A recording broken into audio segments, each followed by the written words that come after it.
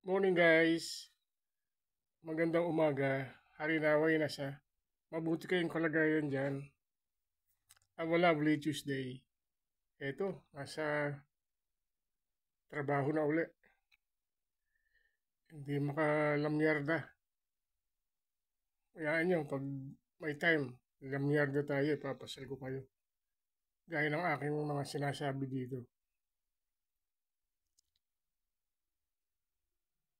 Pansamantala, dyan lang muna kayo at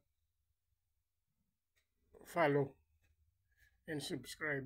Saka maraming salamat sa mga supporter nyo. Bagamat ang followers ko napako sa 1,200 followers. Papasalamat na rin ako at kahit pa paano umangat. Sana madagdagan para maambunan naman ni Meta. Okay? Salamat sa inyo at God bless. Ingat kayong lahat. Bye.